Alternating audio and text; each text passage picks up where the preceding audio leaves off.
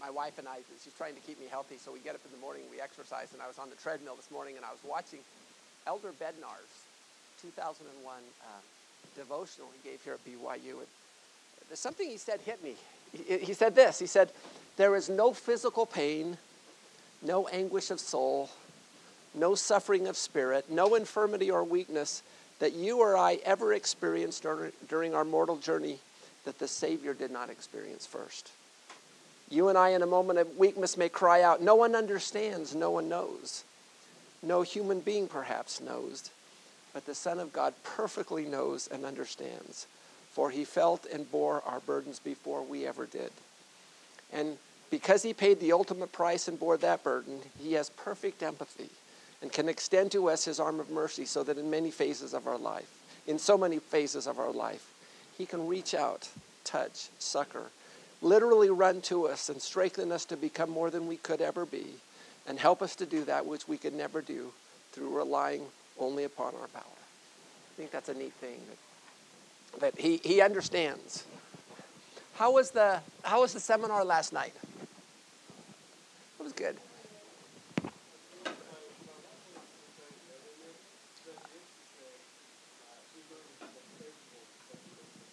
Yeah. Okay. And Jacob is a good friend. He's a grad. He actually took this class here, and then he decided to go on for his PhD in financial planning. So Jacob is a good friend, and he's very good at what he does. So one of the reasons I want you guys to go there is because when you go to the wards and stakes, wherever you are, you guys can teach these. And I will tell you, you will be a much more powerful teacher if you're doing the things that you teach. And so I appreciate you guys going. I am going to make one change on this, and this is mainly for my MBA students. But if you're married and you have kids, if you will stay home and your spouse goes, you stay home and watch the kids, then I'll give you full credit for going as well. So, and there's going to be another one in March, but I encourage you to go. I had two of the students came last night, and they says, "Well, where's your spouse?" And they go, "Oh, she's home." They go, they're home with the kids. I thought, there's something missed up here. So we will make that change. Okay.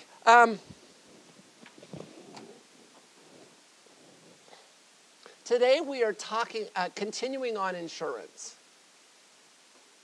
We're going to be talking about health. We're going to be talking about health insurance, disability, long-term care, auto, homeowners, and renters insurance. And so one of the things that I require each of you to do is I require you,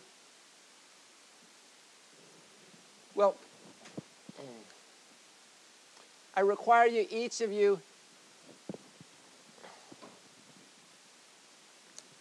to get your clue report. So here's our section here. Liability, auto, homeowners/renters. Do you need it? Do you have it? We talked about this before. But I'd like you to do a copy of your clue report. And what CLUE stands for is Comprehensive Loss Underwriting Report. Before an insurance company will decide to take you on as a client, they will review your CLUE report. And it's basically a credit report for an insurance company. Jaron, you had volunteered you want to come on down here and we'll take you through here. So would you like to know what's on your auto and insurance reports? And so what the fair and accurate credit transactions of 2003, you can obtain a CLUE report. There's two parts. One is the 5-year loss history for your automobile. Chase, thank you. And then the second is a 5-year personal property history report.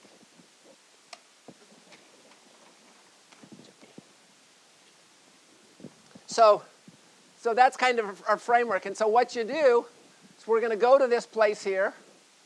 We're going to click on Insurance Report, both reports. And then we're going to fill out Social Security, driver's license, verify the information, and then we'll actually see what it is. And so what we're going to do here is we're just going to do, once you start putting in your personal information, we'll blank the screen. So let's give it a second.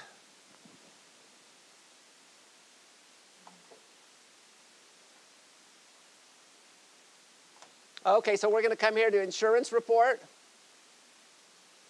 We're going to do both reports. We're going to order now. So we're going to do a new member. You'll fill that out. So once you get, you probably don't need. Go ahead. So we fill it out, email address, password. And what I do is I just go to it, I write it to a PDF file, and then I just save it into my clue report. So every year I've got a, okay, I've read. Now what it's going to do, it's going to ask for information. Okay, let's come down here again. Now we're going to have to log in again. Okay, both reports. Order now. Okay, now you can blank this. So that right there, click there. So he's going to blank that. And so, right here, blank.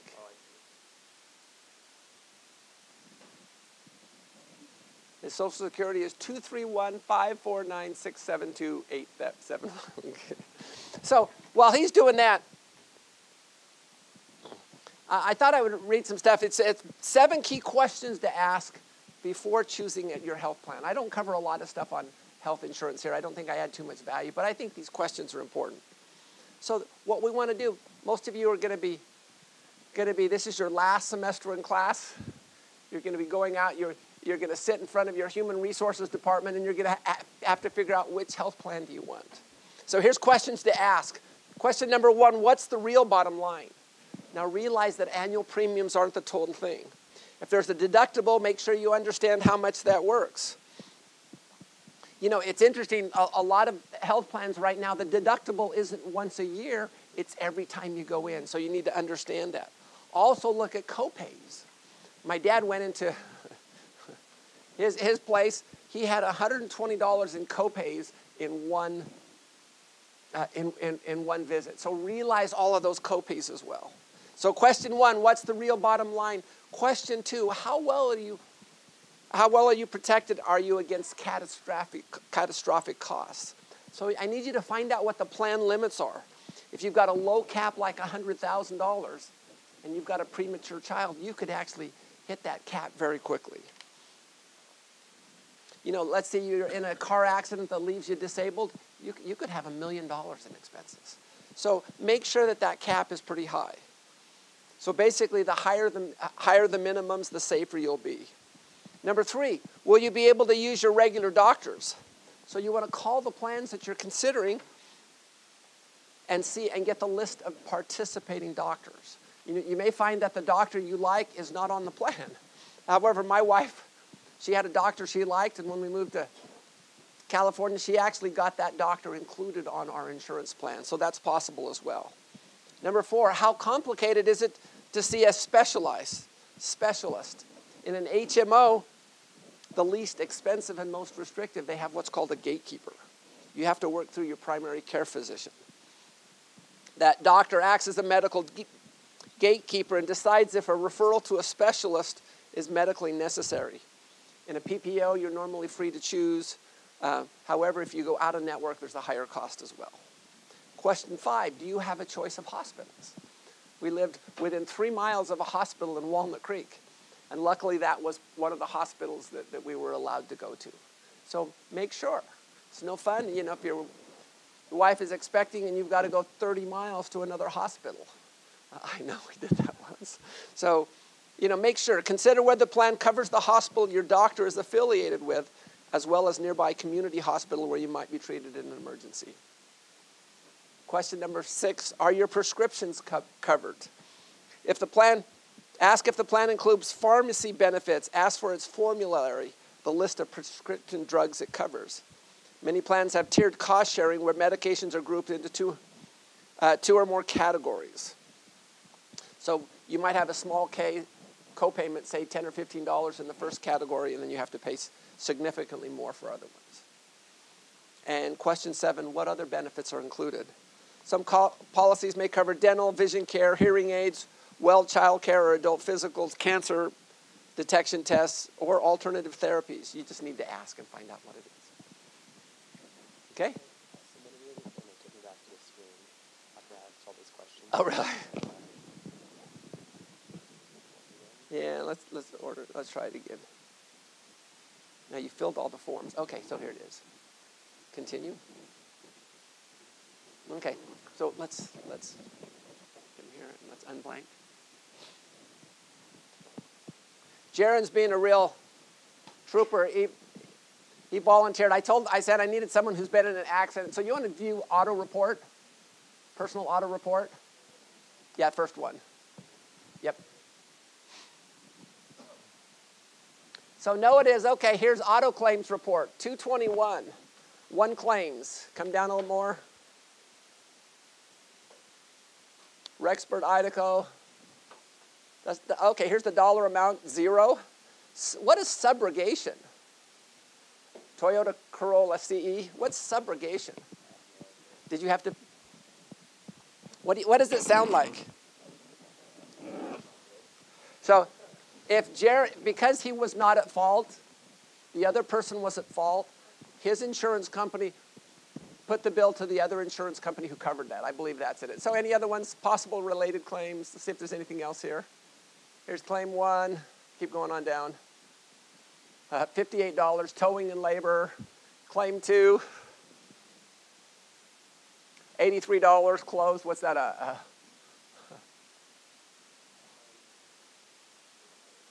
Probably just it's probably a windshield claim. I know that. So things like this. But you notice, I want each of you to have this. Okay, that's all he's got. Now, you might want to print this to a PDF and just send it to yourself. We can leave it up. Do you mind if we go back to the, well, you can actually log on now because you have an account and a password. Yeah. So let's go back and let's take a look at his personal property report, which is the homeowner after 5 years. Yep. Thankfully they do, otherwise mine would be, with all the teenagers I have, mine would be very long. So let's come over here, search request, let's keep coming. My guess is you don't, oh, here's claim. I have no idea what this is. Payments by claim type, water damage, no claim. Oh, here's theirs. Is this your parents' one? Yeah, 581 Summerwood. Okay, so this is claims at his parents' house, $3,600 for water damage. But you need to understand, again, thank you. This is a list. Before an insurance company will take you on as a client, they will pull this report. And you basically have the same rights on this credit report as you do, on this clue report as you do on a credit report. So we need to make sure that it's correct. Sharon, thank you. I'm just going to log you off. Is that okay? Okay. It is free. You can do it once a year.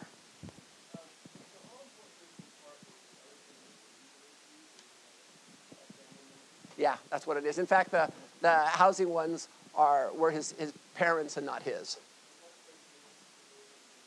It would not. My guess is it wouldn't. Is there anyone, insurance person here who can help us out on that? Okay. So it's important that we understand insurance because of all of these different things. So what I thought I'd do is, let me start with just some stories. Stories, insurance, things that have happened to me and my family, and then we'll use it to make some points that I think are important. Story number 1.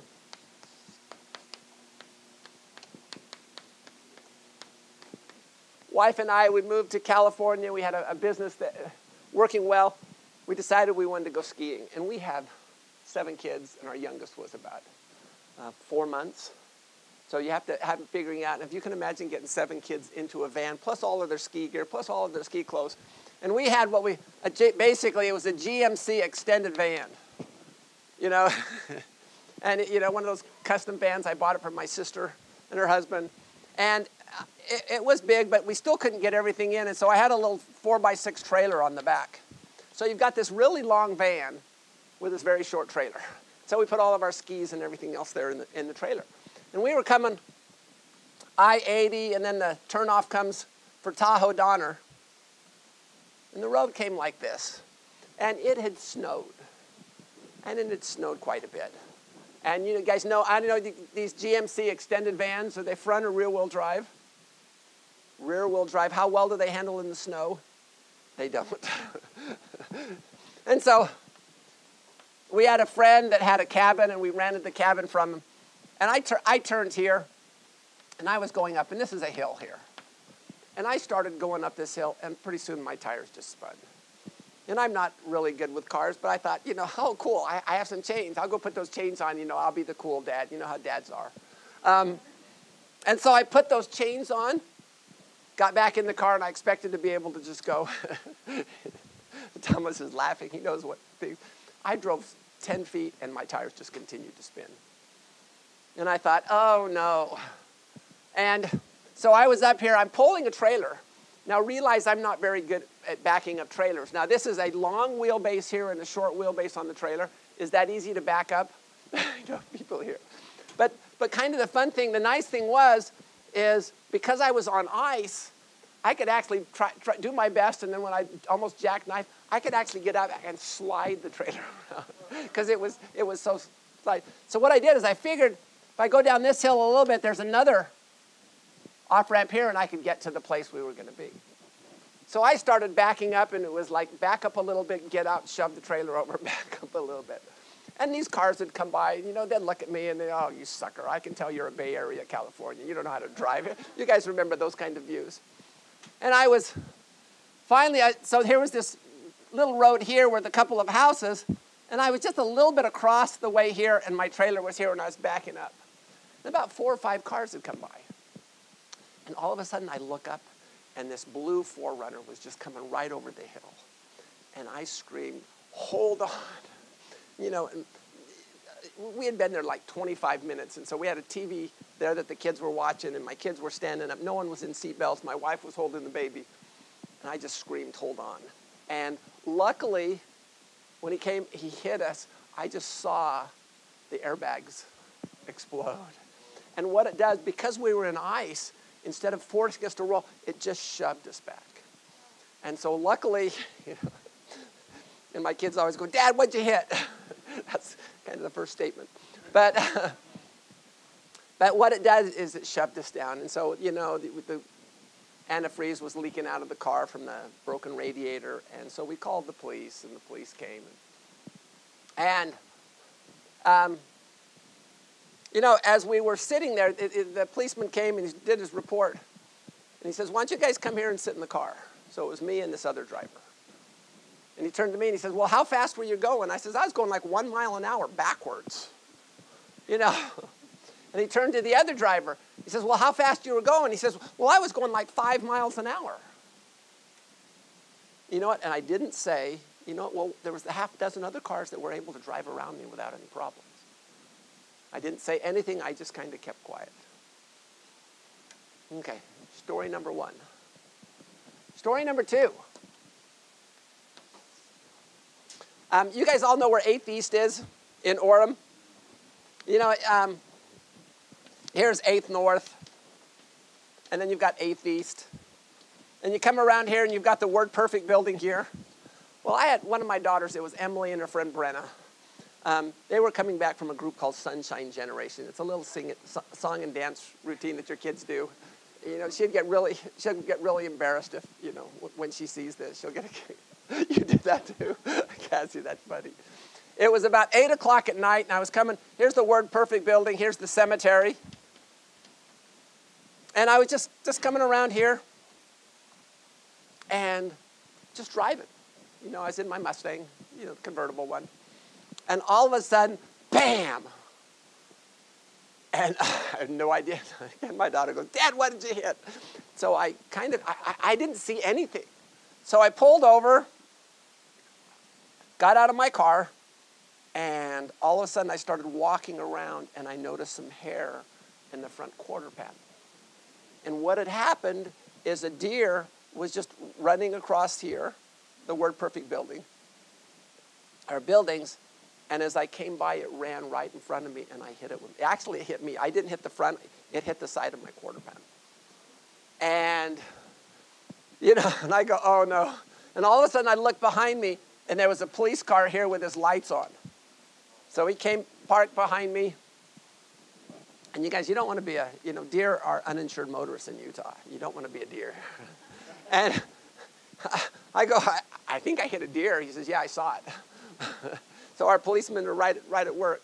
He says, get back in the car. I didn't know what was going on. So I got back in the car, and all of a sudden, bam! The deer was put out of its misery. But interesting story there. Story number 3. And we'll tie all of these things together. Story number 3. We've got a good friend who he was an insurance salesman in Park City. And every year he tells me that there's 2 or 3 people a year that are killed from elk and moose. What's the difference between a deer? What's the height of most deers? You've seen them around here. About how high? 4 feet. If you hit them with the car, what does the front of the car generally do? It just either moves them or sends them under. How about a deer and an elk? The car's gone. So what happens when you hit those? What's the height of a deer and elk? An elk or a moose? It can be the top of it can be this high. And what happens? You knock the feet out from under them, and where does most of the weight come? Right into the passenger compartment. And so he says, generally there's 1 to 2 people a year that are killed because they're driving, they hit a moose or an elk. It knocks the feet out from under, it brings the body back into basically the auto compartment and kills them. Story number 4. There are purposes to these stories. Story number 4 is my nephew, Jeff, and his wife, Jamie. They were back here for Christmas. They had all of their Christmas presents in the back of their, the back of their Blazer. They were stopping by his parents' house to, just to spend a couple of days there, and then they were going to go up to Idaho for her parents' house. And what happened is they came out the next morning, and all of their presents that they had in the car, someone had broken into their vehicle and stolen all of their Christmas presents. Okay. So stolen. Let's just do presents. So let's talk a little bit about each of those stories, and we'll go over it. What I'd like to do now is I'd like to take you, I just got some insurance, my insurance reports. These are a little bit old, but the information's the same. The information's good. And I thought what we'd do is we would go through them and just kind of explain things. Because I think it's important that we understand about our insurance. And then as we go through, we will talk about this. Can everyone see that okay? Hopefully you can. So this is my wife's truck, 2006 Ford Expedition. It's got 160,000 miles on it right now.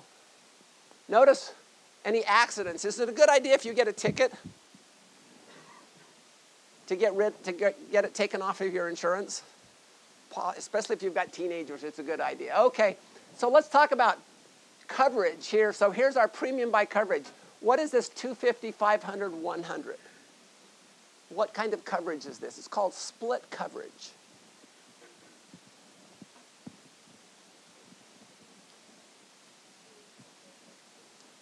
Right, so Thomas, so this is what gets paid. They'll pay up to $250,000 per person. They'll pay $500,000 per accident, or $100,000 for property damage. Those limits seem okay? Anyone been in the hospital lately? How long were you in, and what was the cost of it? A week, $31,000. Is that 5 days or 7 days? 5 days, so basically $6,000 a day. Okay. Our hospital stays cheap.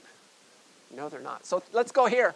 Do you guys know what the state requirement is for the state of Utah for bodily, for accident, and property damage? It is actually 25, 50, 15. So the minimum Guess what? If you had had your insurance and that accident was your cost, how much would you have had to pay? $6,000. So, you know, are those state minimums good? How many years ago do you think the state minimums were put in place? Yeah, mid-70s, actually. So let's see, if you've got the minimums, which is 25, 50, 15, how many cars do you think you can fix for $15,000? Oh, there's a BMW. You don't want to hit that one. Probably don't want to hit a Chevy. You may be able to hit a Kia. So you guys, if you've only got that type of insurance, only hit Kias and Hyundais. That's right. But so realize that's there. So that's bodily injury and property damage. Now, what's uninsured motorist? Uninsured or underinsured motorist? Any idea what that is? So it's when they don't have insurance. Now, uninsured people. So here's what it says out, and this is a farmer's thing here. Uninsured motorist coverage. We will pay all sums which any insured person is legally entitled to recover as damage from the owner or operator of an uninsured motor vehicle because of bodily injury sustained by the insured person. The bodily injury must be caused by the accident and arise out of the ownership, maintenance, or use of the uninsured motor vehicle. So who does uninsured insurance cover? Covers you. And so notice, is it a good idea to have the same limits for uninsured as you do as bodily insurance coverage? And the answer is yes. Be careful. Some people will say, well, to save a few bucks, let's put this off here. That's protection to cover you. Okay, let's go here. Medical no fault. What's medical no fault here? What that is this is what an insurance agent will pay just to get people to help. It used to be something would happen, there would be an accident, and the insurance companies would fight over who would pay it, and the person wouldn't get the help they need. So now what they'll do is they'll pay up to $3,000 without a question, just to make sure people will get the they need, and then they'll make the decisions between the insurance companies who's responsible for the rest of that. Okay, comprehensive and collision. So what's comprehensive? So we divided out two ways, Skylar. Theft and broken windshield. So here's what I say, comprehensive. We will pay for loss to your car caused by accidental means except collision, less any applicable deductibles. Loss caused by missiles, falling objects, fire, theft, larceny, explosion, earthquake, windstorm, hail, water, flood, vandalism, riot or civil commotion, colliding with a bird or animal is not deemed loss by collision. So let's go back to my story. Story number 2. When I hit that deer, was that under collision or comprehensive? Comprehensive. Did I still have to pay the deductible? Yeah, it was about $3,000. But here's the question. Did that cause my insurance to go up?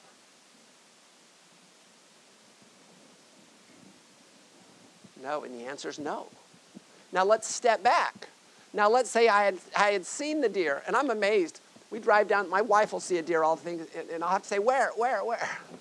Let's say I had seen the deer, I swerved to avoid the deer, and then hit a telephone pole. Would that be comprehensive or collision? Collision. Would that make my insurance costs go up? Yes, definitely. So as much as we love Bambi and, my kids love the Disney movies, if you see a deer, hit it. Now let's go back. So if you see a deer and you can't stop, just hit it straight on. Because you will have to pay the deductible, but it won't increase your insurance costs. Let's go to story number 3. Is it the same thing with an elk or a moose? No, if you hit the elk or moose, will you not have to pay increased insurance costs? Yes, but you'll be dead. So we hit the deer. We try very hard to avoid the elk or the moose just because our lives are more important than an increase in insurance costs. Okay, collision. We will pay for loss to your insured car caused by collision less any applicable deductibles. So why? Notice my limits are pretty high, $750.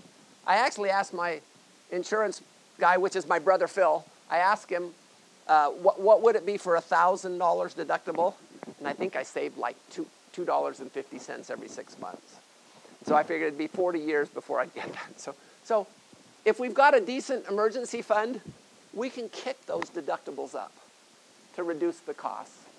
And then we've got towing premium and then other. Now notice the costs. Here's your coverage, basically bodily injury, uninsured motorist, medical no fault, comprehensive, collision, and then the other costs here. So just important things for you to look at. What are these things here? Endorsement numbers. Any idea what those endorsement numbers are?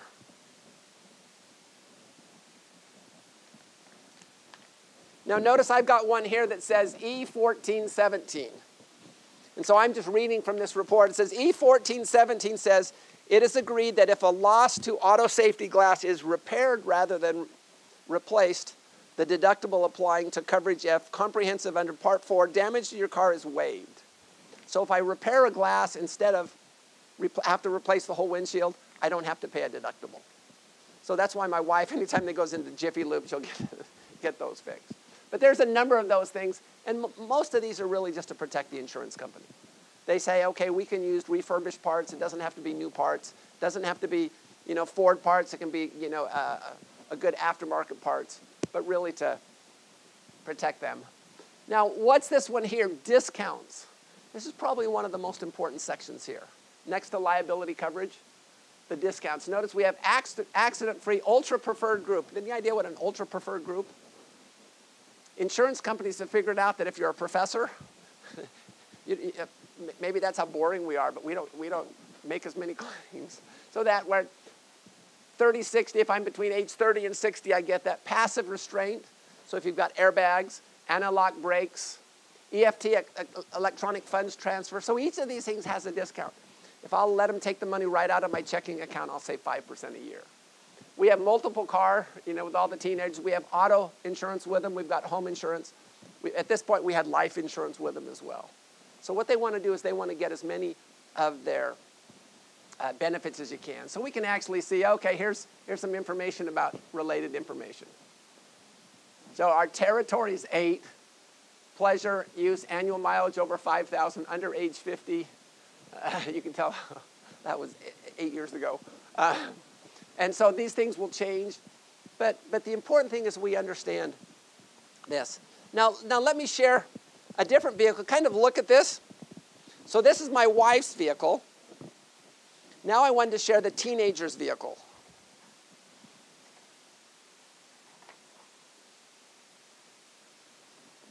Notice here, again, the same coverage. What do you notice about the cost? Do you remember what the cost was before for my wife's vehicle, which was a newer vehicle at that time?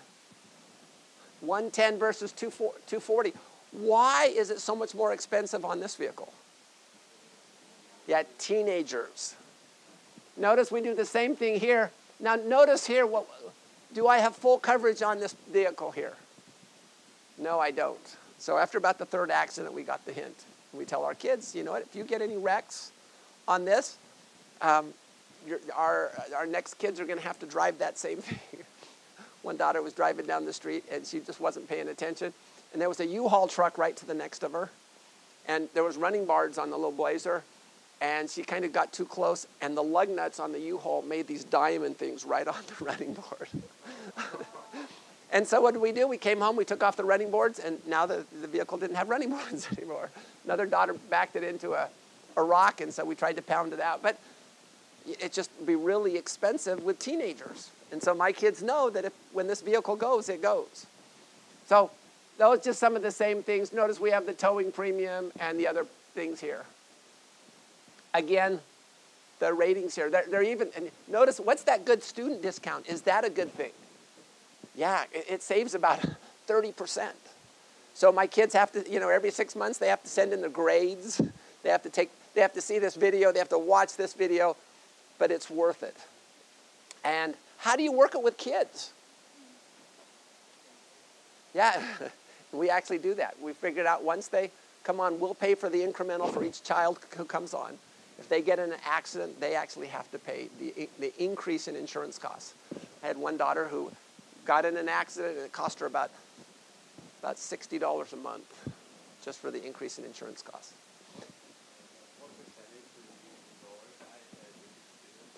For us, it was like a third, almost a third. It was substantial. So we encourage you to do that. Let's go back to story number 4. You know, the questions, the story number 4 with the wedding presents. Should those wedding presents have been covered? And where would they be covered? What are they covered under? Homeowners. Yeah, they're covered under homeowners insurance. Someone said if you take a vehicle, you put it over your head and shake it, anything that falls out is covered under homeowners/renters insurance. They did not have homeowners insurance. Had they had renters insurance, would that have paid for it? And the answer is yes. So homeowners insurance and renters insurance will cover your belongings regardless of location. Let's say you have a computer. You're back here at school. You're on your parents' insurance. You lose, someone steals your computer. Will that be covered under your homeowner's insurance? And the answer is yes. It even includes that here. So it's important that we understand. It's important that we understand. How expensive is liability coverage? You know, some of you are going to be worried about, you know, reducing your costs of insurance, and that's important.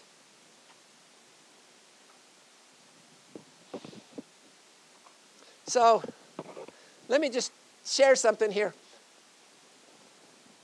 What I asked them to do is, remember I told you the story about the daughter, I put her on the insurance on Monday. Let's see, she turned 16 on Monday, we put her on the insurance. On Friday, we put her on the insurance on Monday, and on Tuesday, she totaled the car. This is the car. So I just want to go, and these are old. This is actually the car before the Blazer. And what we wanted to do is I wanted to show you the cost of liability coverage.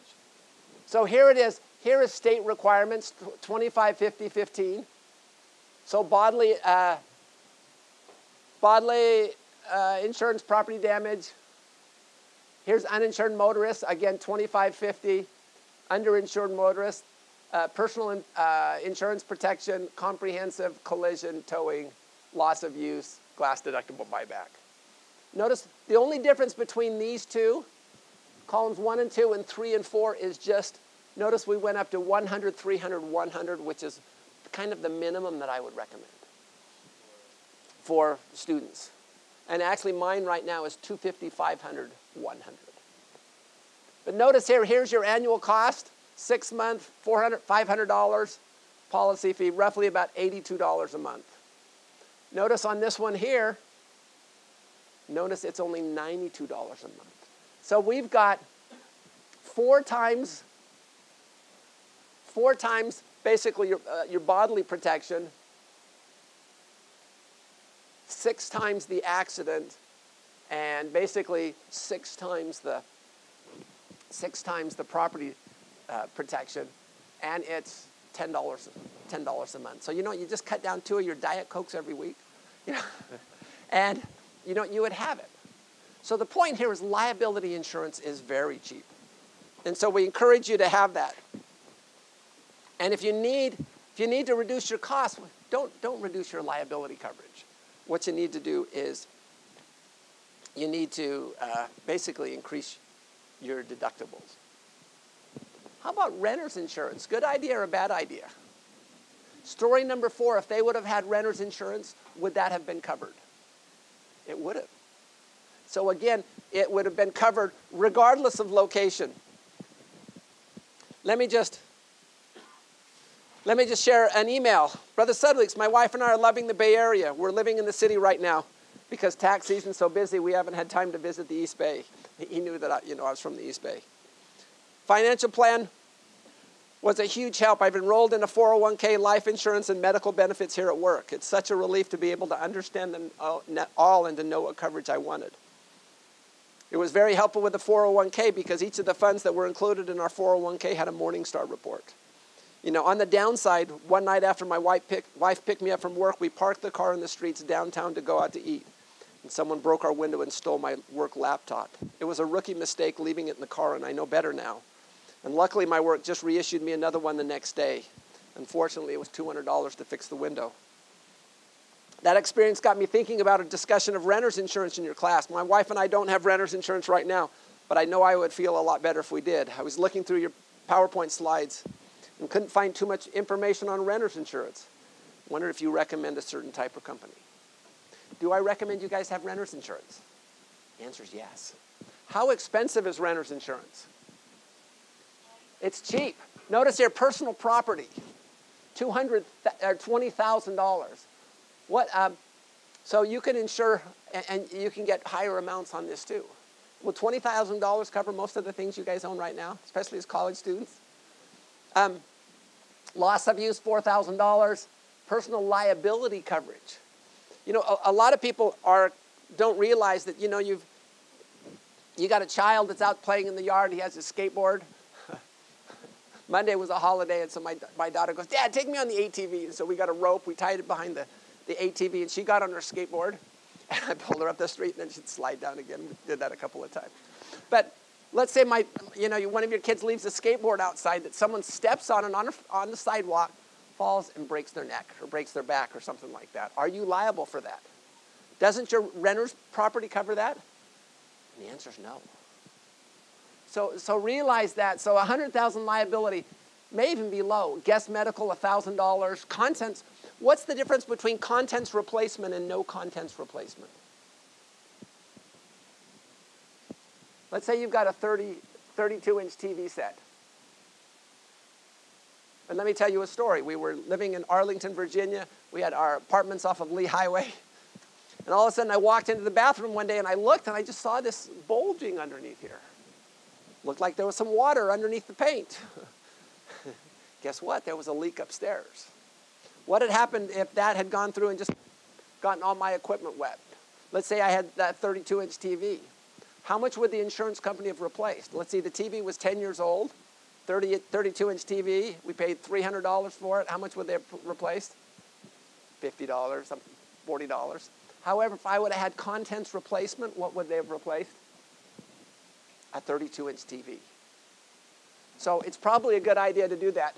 Luckily, the big bulge was right over the bathtub, and so we punched it, and all the water came down, and they fixed it. Cool. Chase. Okay. They'll kind of take your word for it. But so if it was worth $1,000 and your deductible was $500, that you would only get the $500 on it. So here, notice here, all perils, deductibles. We'll talk about perils in a minute. But the premium, $8 a month. Monthly premium, $8. What's the other benefit with renter's insurance? Anyone here have renter's insurance? Raise your hand. Why do you have it? Tyler, it's a good idea. Do you get a discount on renter's insurance because you have your auto insurance with the same company? Does anyone make money on renter's insurance? I've known some people who actually get renter's insurance for free because the discount they get on their auto insurance is greater than what they pay for it. So realize, and most of those people kind of have high costs for insurance. But the discount is usually like 5%, maybe a little bit higher depending on your company. So realize renter's insurance can be quite cheap. So I encourage you to think about that. So with story number 4, let's put story number 2 to bed. Number 1, you need, watch out for animals. Again, if it's a deer, though, hit it because it won't increase. You'll still have to pay the deductible. Story number 3, elk and moose. Be careful. Your life is more important than an increase in insurance costs. And story number 4, get renter's insurance, homeowners/renter's insurance. Again, that will cover all of your things regardless of location. We had a question.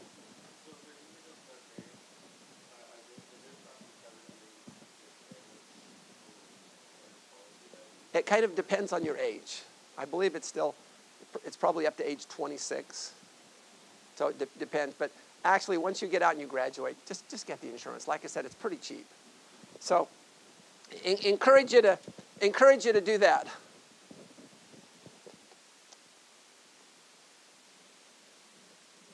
What do you do when you're in an accident? My wife was in Heber, and she was, you come in from Provo, you make a left, whatever that street is, and then she was down there by the high school, and she was getting ready to come back onto it to come back to Provo, and she started going, and then a car came, and so she thought, I'll just be safe, and so she stopped, and then the lady behind her just didn't watch and ran right into the back of it, and the lady gave my wife the story. Oh, this is my boyfriend's truck. Come on, let's not report it as an accident. I'll pay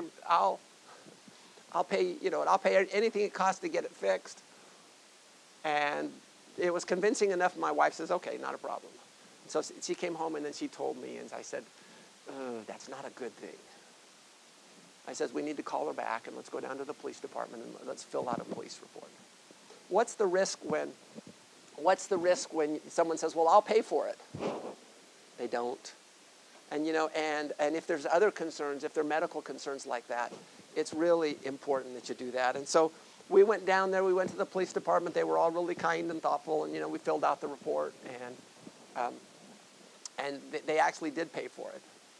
But the point is you need to be really careful. You need to be careful. So the question is, what do you do when you're in an accident?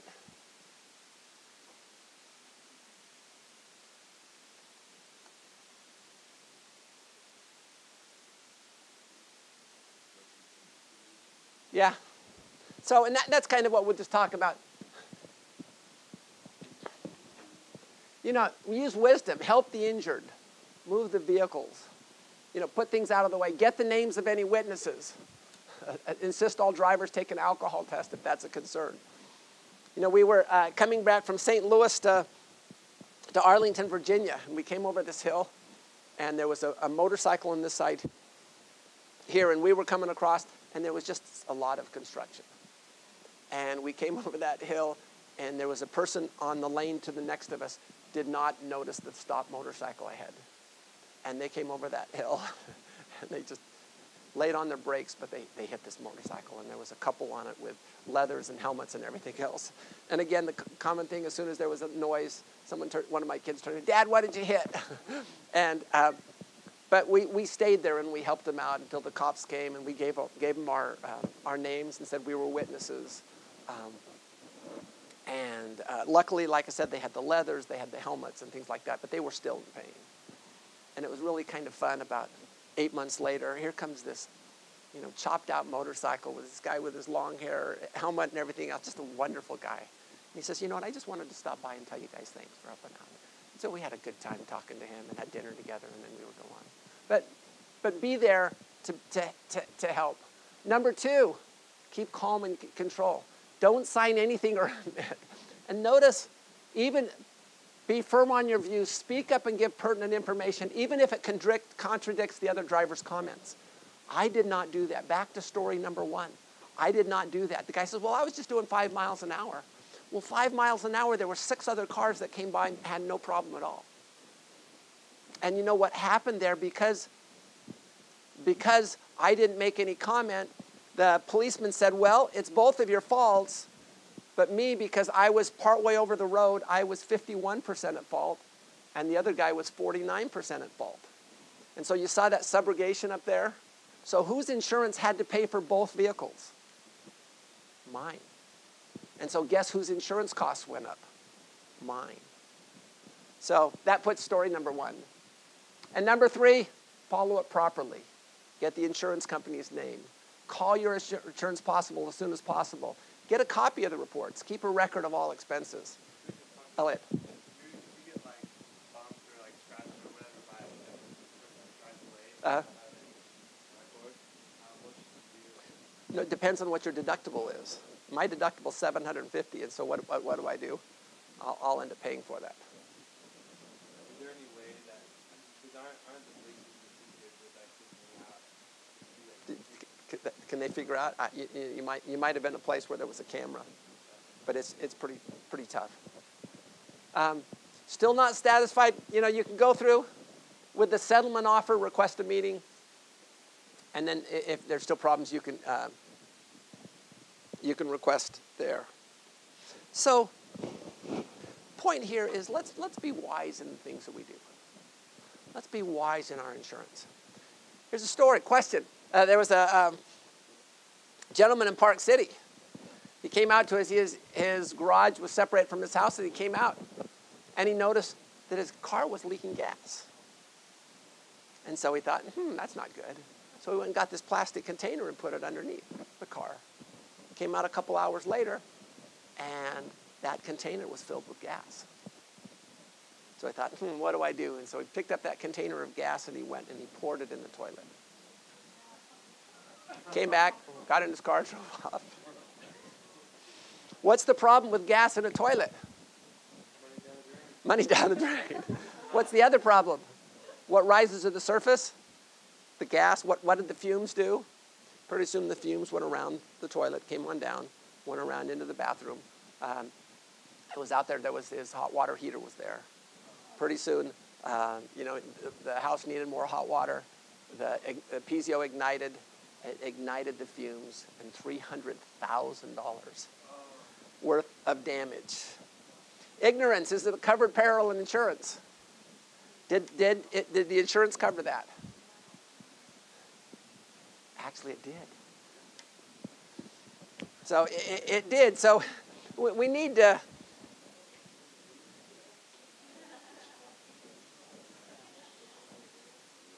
So it's important. It's important that we understand. It's important that we understand. Now, when we get to investing, ignorance is not a covered peril in investing. we got to make sure we make very few mistakes. But it's important we understand about liability coverage. It's important we understand about auto coverage. It's important we understand about renter's insurance. Troy. Good question. When setting up your insurance, I ask, what your current driving situation, like how far you drive to work and school. So now we're only driving a couple miles to school and back. Whatever. So when you get a job and you end up having to drive 30 miles or something to work, do you have to report that to your insurance? Not that I'm on that information. The insurance rules change over time. There was one time that if you drove less than 5 miles to work, then you got a reduced insurance cost. I counted from my house to my work was 5.1 miles. And I thought, well, if I park at Helaman Hall, then I could get this. And I finally says, no, it's not worth it. I won't, the $20 I saved is not worth that. But different insurance companies will have different policies. So you need to check with your insurance company. Uh-huh.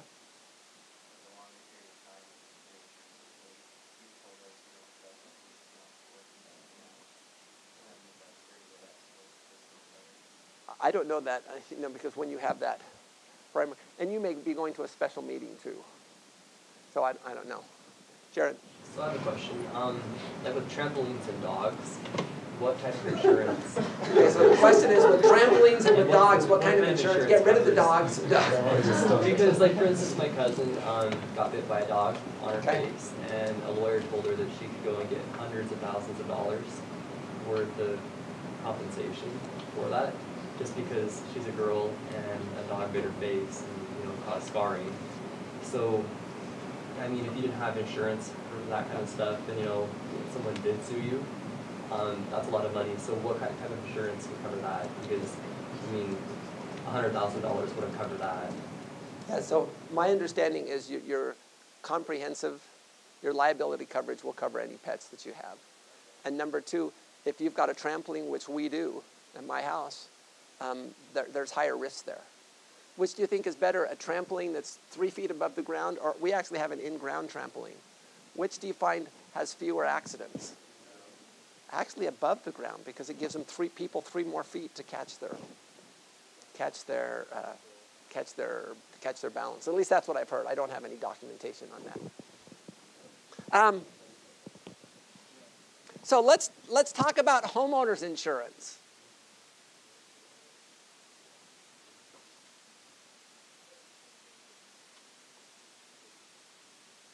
Now, homeowners insurance is something that we all need. What are the three types of insurance that we all really need? Life insurance, if you're married and you have kids, health insurance, and probably homeowner/renters insurance if you have a home. So here's what it is. So let's talk about the key sections. Number one, section one is property. Property is divided. Coverage A is dwelling. It's the dwelling and any attachments. Now, why doesn't it cover any damage to land?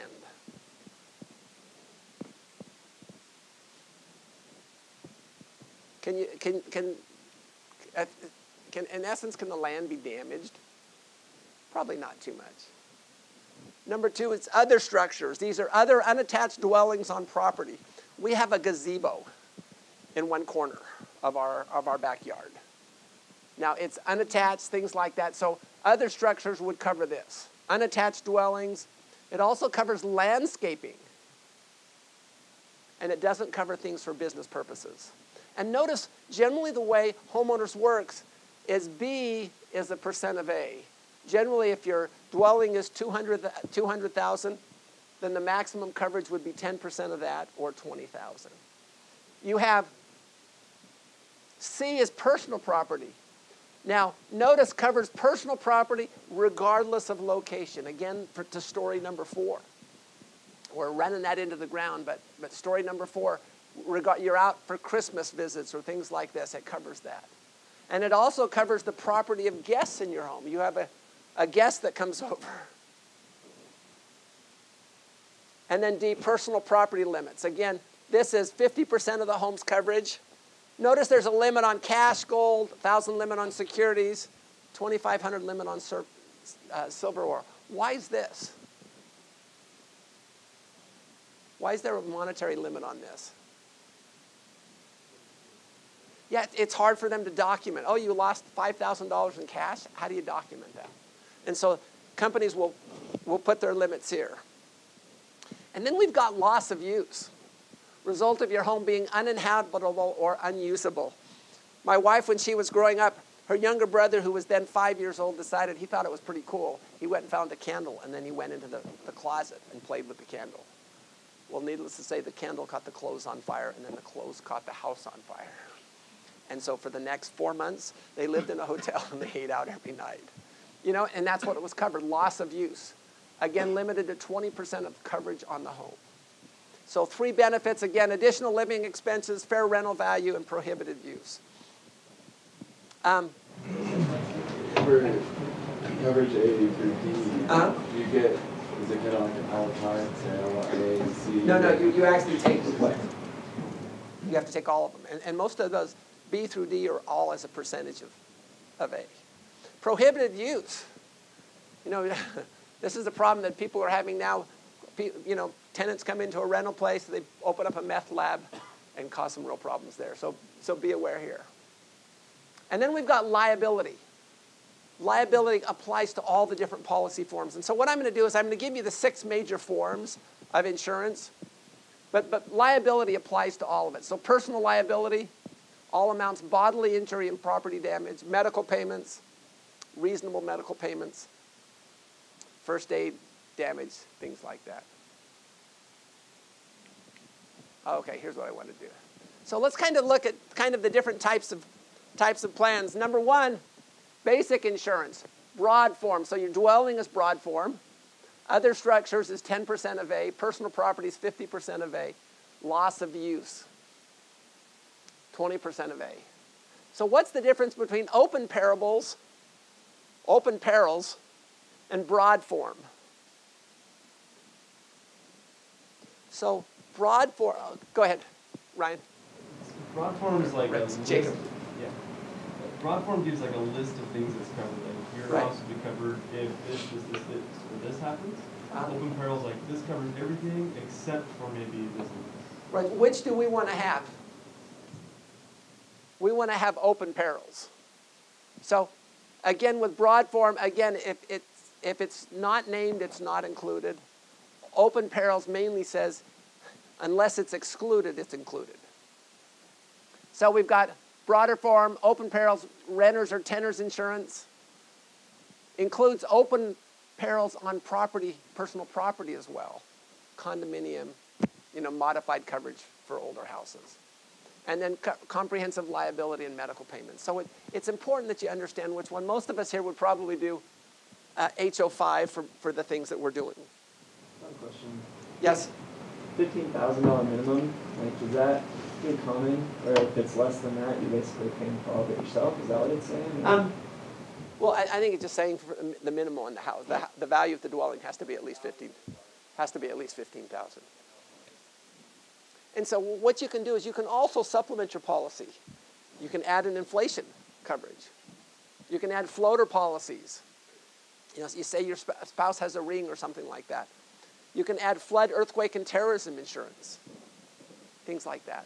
When my wife and I moved to California in 2000, actually 2000, 2001, they had just had the California fire there in the Bay Area. And there was a lot of people, these houses that were built on the mountains there, overlooking the Bay Area. And these people had built these houses in the 20s and 30s. And a lot of people did not update their coverage. It was not replacement value. The house was $30,000, and so they had replacement value of $60,000. Well, and these were $1 and $2 million houses at those times. And so a lot of people really got burned, literally, because they didn't have the proper insurance. So it's really important. Jody? Would you recommend would you recommend the inflation? Like, is that Possibly. It's not optional. It is an optional thing there, too. I thought insurance companies won't offer flood insurance. That you have to get through the government. Yeah, you get it through the government, and the government has done so well with all the flood insurance. What are they, 85 billion in the hole? Something like that. But just be wise in what you do. We built a house in Walnut Creek, and we backed up to the actual Walnut Creek. And we were on a floodplain, and just to be safe, we built it a foot and a half higher than you normally would. Figure that's insurance. Be wise in what we do. And that's kind of our framework here. How do we reduce homeowners' costs? Homeowners insurance is not cheap. But how do you reduce it? And a lot of these same things are similar for other types of insurance. So let me just give you some thoughts. Number one, know your needs. Again, guaranteed full replacement in case that your home gets damaged or things like that. And again, that way it's replaced regardless of what you paid for it. Make sure you have adequate coverage. Make sure extra coverage if you think that's important. If you've got high value items, paintings, jewelry, valuable collections, put floaters in on those. But be wise there. Number two, don't underinsure. What happens if you have a house that's worth $200,000 and you only insured it for $120,000, and the house gets damaged? Will they pay the whole thing? And the answer is no. Basically, you'll give insurance coverage 80% of replacement cost times the value of the loss. So don't try to save money through underinsurance. Number three, find someone that you like. Sound insurer, low comparative costs, and stick with them. Many cases, if they find that if you make a lot of claims, you may not be able to find insurance. With my homeowners insurance, we have a $3,000 deductible. Why? Because I don't want to be making little claims. And also with our auto insurance, we have like $750. You saw on that, we're at $750, somewhere between $750 and $1,000. If we have our good emergency fund, we can afford to pay less by taking high deductibles. Get a clue. Make sure you understand.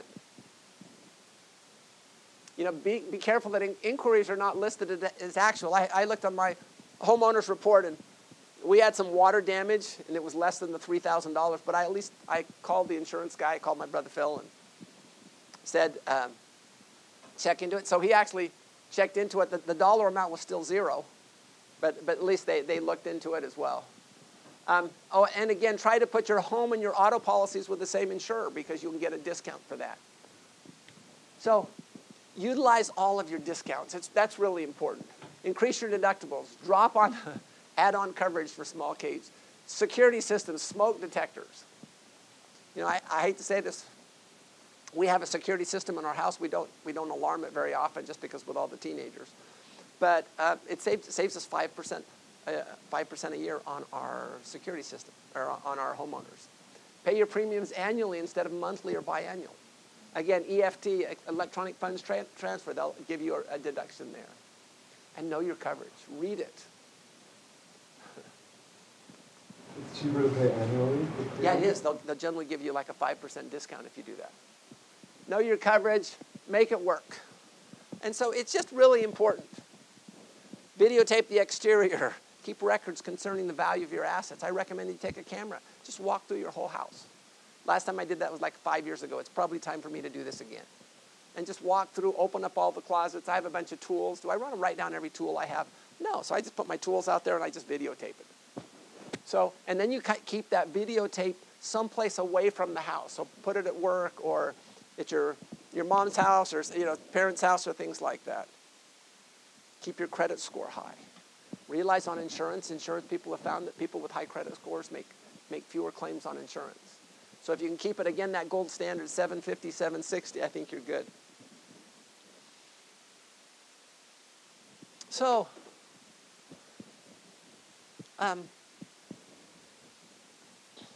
so just some thoughts. If you have a claim, what do?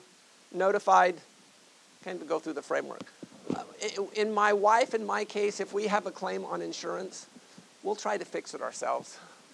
I actually ran into someone accidentally. We were at University Parkway and State Street in Orem, and they were taking off, and I looked to the left, and then all of a sudden they decided to stop, and I ran in behind them. And I said, you know what? Of course, this tell you what to do and what I did. I said, you know what? If my insurance company doesn't have to pay for this, I'd appreciate it. And I said, there's a place over here called Martin's Collision Repair that we'd just done the repair work on the Mustang. If I can keep these bills off my insurance, I'll do it. And at least it depends on what the costs are. But I think it's important to understand that. So try to do that. If you get tickets, try to get those, go to traffic school to get those removed. You want to keep those insurance costs as low as you can. How about, anyone heard of liability insurance? Good idea or bad idea? Anyone heard of umbrella coverage? You know, for the last 21 years, I've been a scoutmaster. So we sold, when I got released as a scoutmaster, we sold the Suburban, the Scoutmobile. But, I could take myself and 7 other people in that car. Just think, what would happen if I had been in an accident and 7 young men were hurt at $100,000 apiece? So what would my insurance cover? So I write $250, $500, the maximum per accident, $500,000. So there was $700,000 on that. Who would have to pay that extra $200,000? I would. Some people could say, well, you can't squeeze blood out of a turnip. There are ways. And so as the size of your assets increases, you don't want to put it at risk. You don't want to put these things, you don't want to be at risk. And so you might want to think about an umbrella coverage. And this is, you can see this is $1 million coverage. And notice we have things like ATVs and boats and things like that.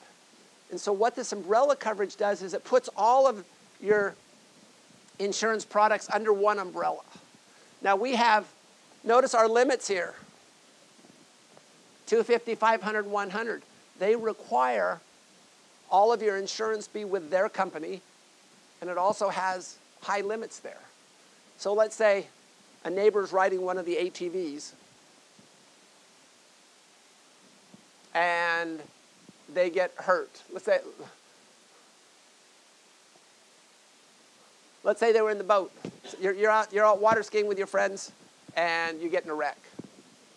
And there's six people on the boat, and It's $100,000 per person. So if you just have the normal coverage, you're going to have to come up with that extra $100,000. And what an umbrella policy is allows you to put each of these individual policies under this umbrella. And these policies will first, any liability coverage will first go to the underlying insurance product. And you can see these are all Farmers products. And then anything beyond that will go to the umbrella coverage. So again, what you don't want is don't want to lose all the things that you spent your lifetime accumulating just because we were a little bit concerned with saving money. And so you can actually see here, okay, motorized vehicles 5, underinsured 5, youthful drivers 2. My daughter just turned 15 on the 6th of February. So I will have 3 youthful drivers. Scary. Powerboat, teacher's liability, different things here. But the nice thing about this is, again, if there's any problems or things like that, this will coverage. This will come in to help. So kind of summary what we talked about. Story number 1, accidents happen. Make sure that as you're working with other people, make sure you're willing and disagree with wait until the policeman's there. But make sure you state your case and be clear. And that way you won't have the problem I do. Story number 2, watch out for the deer. They're hard to see. However, if you've got a choice between colliding with a telephone pole and hitting the deer, hit the deer. Story number 3, elk and moose. Our life is worth more than the increase in insurance costs from collision. Try to avoid the elk and the moose. And number 4, let's get adequate homeowner/renters insurance. It'll make a difference. And again, remember that is regardless of location. And renters insurance is really cheap. Most of you, to a big degree, the cost of the renters insurance will be covered. A good chunk of that will be covered by the discount you get from your auto insurance coverage. Thanks, everyone. Appreciate it.